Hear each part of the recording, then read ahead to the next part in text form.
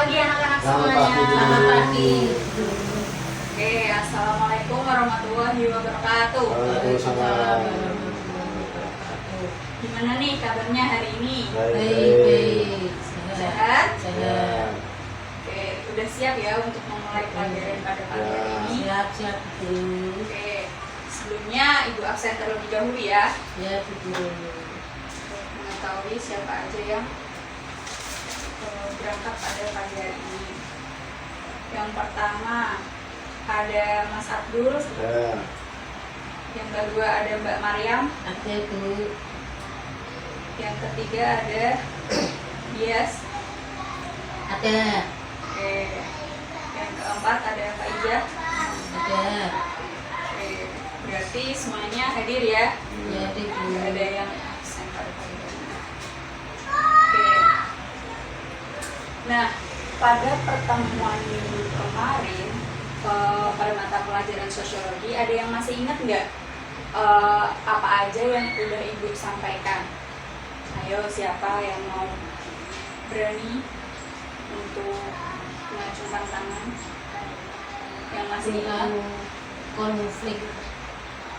Ya benar Mbak Maryam, terkait konflik, kekerasan, dan perdamaian. Nah, di anak-anak ada yang masih ingat nggak apa sih pengertian dari konflik?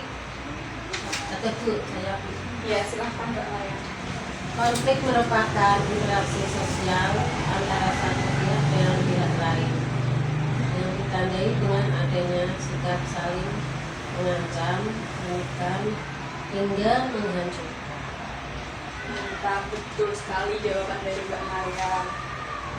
Itu merupakan pengertian dari konflik ya. Terus ada yang masih ingat nggak apa pengertian dari kekerasan? Ayo, iya silakan Mas. Kekerasan adalah aksi atau tindakan yang bertujuan merusak, mencederai, melukai atau memusnahkan sesuatu properti bahkan manusia. Nah, mantap sekali jawaban dari Mas Abdul. Terus terkait perdamaian, ada yang masih ingat nggak apa itu perdamaian? Saya Bu. Ya silakan. Perdamaian adalah suatu kondisi adanya harmoni, keamanan, kondisi yang tenang, tidak ada kekerasan. Mantap sekali. Berarti anak-anak di kelas ini sudah paham ya terkait pengertian dari konflik, kekerasan, dan juga perdamaian. Untuk materi kemarin ada yang ingin ditanyakan terlebih dahulu? Tidak ada Bu. Oke, berarti lanjut ya. Nah, pada pertemuan kali ini Ibu akan menjelaskan mengenai faktor dari konflik sosial. Nah, setelah nanti adanya pemberian materi terkait faktor konflik sosial, nanti juga dilanjutkan dengan diskusi di mana ada perwakilan yang nantinya akan maju untuk presentasi di depan kelas. Oke, berarti bisa dilanjut ya untuk materi hari ini terkait faktor konflik sosial. Nah, berhubung sekolah kita keterbatasan LCD sama proyektor dan masih dipakai untuk kelas lain, jadi Ibu memakai laptop saja ya. Kelihatan nggak? Kelihatan. Nah, bagi teman-teman yang di belakang, anak-anak yang di belakang yang mungkin nggak kelihatan laptopnya, bisa melalui HP Ibu izinkan untuk melihat PowerPoint pada materi pertemuan kali ini. Nah, faktor dari konflik sosial.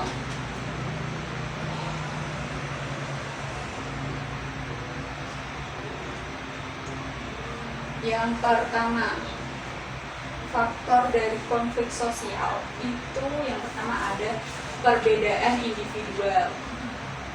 Kelihatan nggak gambarnya terkait apa? Kelihatan. Ada yang tahu gambarnya itu terkait apa? Itu menyusui. Terus Dan konser. ya di sini terdapat Berisik. contoh dari konflik sosial yang disebabkan oleh perbedaan individual, di mana kasus orang yang menonton konser dengan orang tua yang memiliki bayi kan memiliki perbedaan individu ya. Yang satu karakter individunya ingin bersenang-senang, bermuda-muda, ingin mencari apa namanya kepuasan, sedangkan individu yang lain itu memiliki bayi, di mana bayi tersebut kalau terdengar suara konser yang berisik pasti kan terganggu. Ya benar sekali, terganggu.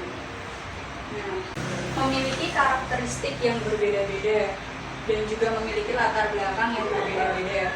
Nah, ketika antar individu itu berinteraksi, maka akan timbul persamaan dan juga perbedaan. Nah, perbedaan individu yang seperti contoh kasus tadi itu dapat memicu adanya sebuah konflik sosial. Nah, ibu lanjut ya, yang faktor kedua. Ya. Faktor kedua itu ada perbedaan Budaya. kebudayaan. Nah, dari perbedaan kebudayaan, ada yang paham nggak maksudnya gambar ini apa? Sampai security, keamanan.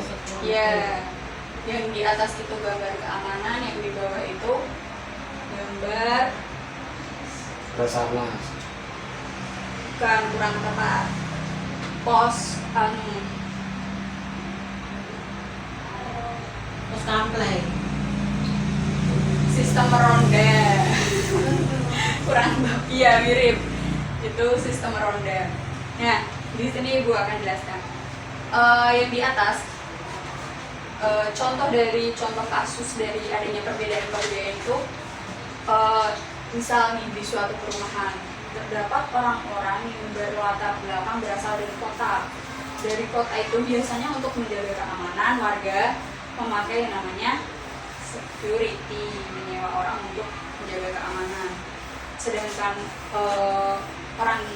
orang-orang perumahan yang berlatar belakang dari desa, dari kampung itu terbiasa untuk menjaga keamanan dengan yang namanya sistem roda. Nah, perbedaan kebudayaan tersebut akan dapat memicu yang namanya konflik sosial. Seperti itu. Sampai sini dari dua faktor yang sudah dijelaskan bisa dipahami.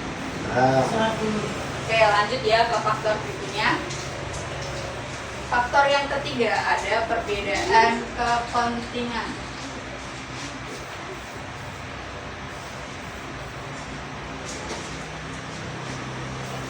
Nah, dari gambar yang ibu tampilkan, ada yang tahu gak gambar apa ini? Gambar Berusaha. surat. Ya, Surat. tepat sekali. Ini adalah contoh kasus di mana adanya penggusuran oleh PT Pertamina di daerah Pancoran, Jakarta. Nah, di gambar yang samping itu terdapat warga yang tergusur, dan gambar satunya menunjukkan adanya alat yang digunakan untuk menggusur rumah warga. Berat. Ya, betul. Nah, dari adanya ini bisa kita ketahui bahwa PT Pertamina di sini akan memanfaatkan lahan untuk dijadikan industri minyaknya, sedangkan warga di sini memiliki kepentingan untuk mempertahankan tempat tinggal yang selama ini sudah menghidupinya, seperti itu. Terus yang terakhir ada yang namanya faktor perubahan sosial yang cepat, atau istilah yang sering kita dengar, perubahan sosial yang cepat ini bisa disebut dengan revolusi. Ingat ya, revolusi itu yang cepat, kalau evolusi itu yang lambat. betul. Lama. Nah, dari faktor keempat ini terdapat gambar Persen. rumah makan makan dan juga Jalan pembangunan jalan tol. jalan tol. Tepat sekali. Nah, dari faktor yang keempat ini nampak ketidaksiapan atas kemajuan yang ada, di mana pemerintah menginginkan adanya percepatan pertumbuhan ekonomi melalui adanya jalan tol, semua itu dapat lebih mudah dan lebih cepat, tapi ternyata membawa dampak negatif bagi para pemilik rumah makan yang ada di Jalan Pantura. Efeknya mereka itu sepi pembeli karena rata-rata orang sudah melewati jalan tol dan meninggalkan Jalan Pantura seperti itu. Nah, sampai keempat faktor konflik ini, ada yang mau ditanyakan? Ada Bu. Oke. Sudah cukup jelas ya? Oke. Nah, pada sesi selanjutnya setelah Ibu memberikan pemaparan materi, berarti kan kalian sudah paham nih. Nah, Ibu ingin memberikan kalian supaya lebih aktif lagi untuk berdiskusi. Untuk Mas Abdul sampai barisan ke belakang itu termasuk kelompok genap ya, diingat-ingat kelompok genap. Sedangkan Mbak Mariam ke belakang itu, Mbak Mariam tolong didengarkan, ke belakang itu kelompok ganjil ya. Iya. Oke. Nah, tema diskusi pada kali ini seperti pemberitaan yang ramai pada akhir-akhir ini yang kita sering dengar, yaitu konflik Israel dan Palestina. Nah, nanti kalian berdiskusi terkait itu dan memaparkannya di depan. Diskusi berlangsung selama 10 sampai 15 menit. Nanti Ibu akan undi siapa yang maju, siapa kelompok siapa yang perwakilannya maju di depan. Oke, Iya. bisa dipahami? Satu. Barang siapa nanti yang aktif dalam diskusi ini akan Ibu berikan reward di akhir mata pelajaran sosiologi pada pertemuan ini. Siap? Siap? Siap. Oke, silahkan berdiskusi. Masing-masing waktunya 10 sampai 15 menit. Nanti yang sudah siap bisa maju ke depan. Jadi kelompok siapa yang maju silahkan diambil dan dibacakan yang keras. Kelompok siapa yang maju? Kelompok ganjil. Yeay. Ayo silahkan perwakilan dari kelompok ganjil maju ke depan. Di depan sini. Saya mundur sedikit. Nah, mantap. Silahkan. Saya perwakilan dari kelompok ganjil akan mempresentasikan hasil diskusi kelompok kami terkait konflik antara Israel dan Palestina. Konflik antara Israel dan Palestina di Yerusalem meningkat selama beberapa pekan terakhir.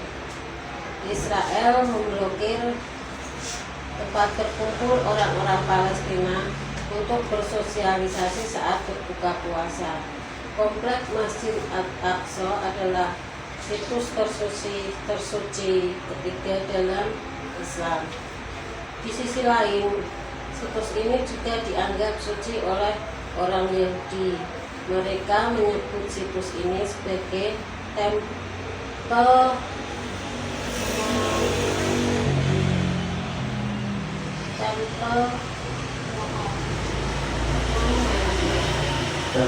Mount dan menghormatinya sebagai tempat di mana kuil-kuil Alkitab berdiri. Ini adalah titik api konflik Israel Palestina yang telah terjadi sejak lama. Polisi Israel menembakkan peluru karet dan granat ke arah pemuda Palestina. Hal tersebut terjadi di hari Jumat di Masjid Al-Aqsa Yerusalem.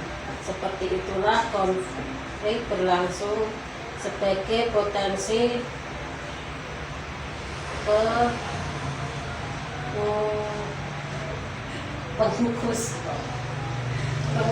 pengucilan warga Palestina dari rumah mereka. Dampak dari bentrok tersebut ada 205 warga Palestina dan 17 petugas polisi terluka. Dengan konflik yang masih terus terjadi hingga saat ini, warga Palestina tetap teguh menentang penggusuran di kota yang telah lama menjadi pusat konflik Israel-Palestina.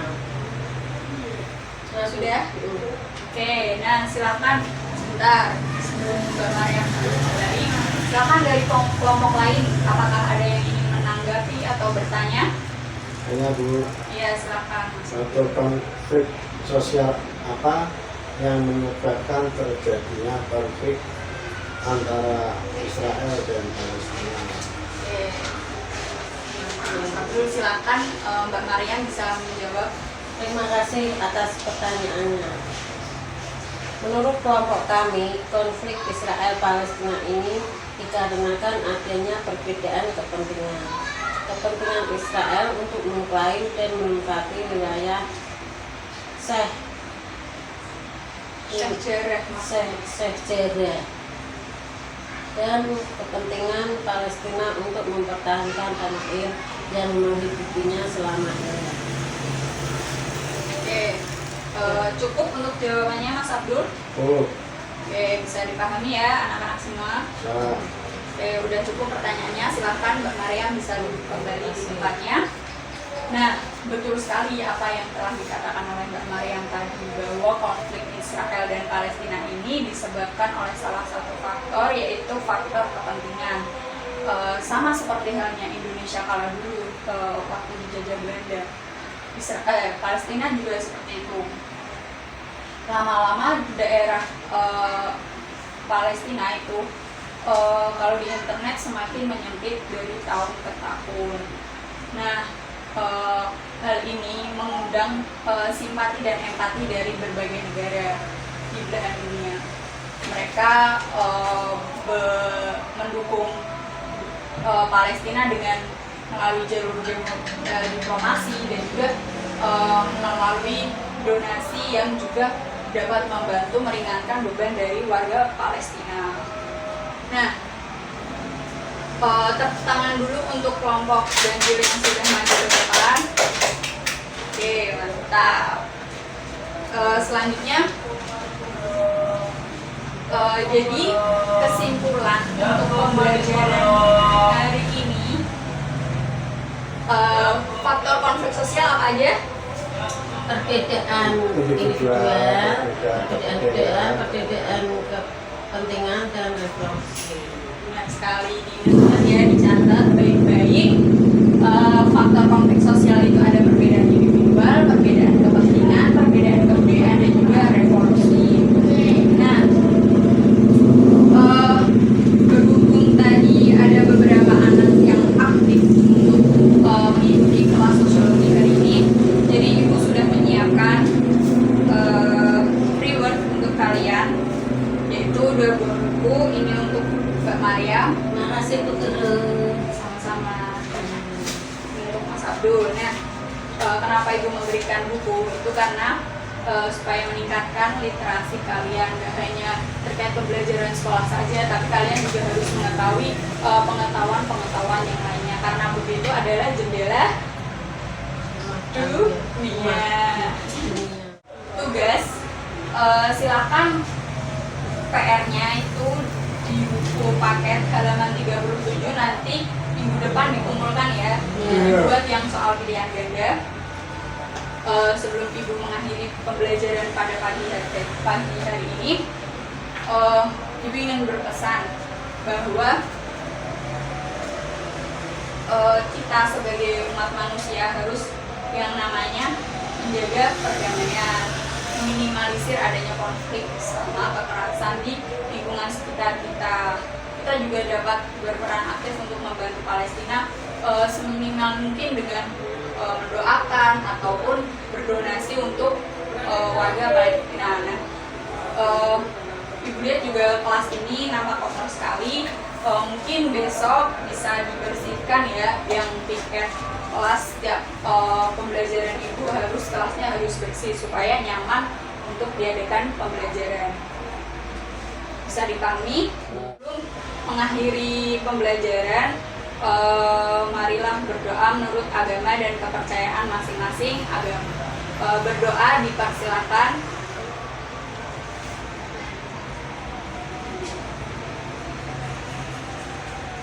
Doa dicukupkan. Terima kasih untuk pembelajaran hari ini. Ibu senang kalian bisa aktif di pelajaran sosiologi kali ini. Semoga terus dan makin meningkat setiap harinya. Terima kasih, semoga bermanfaat. Wassalamualaikum warahmatullahi wabarakatuh. Waalaikumsalam.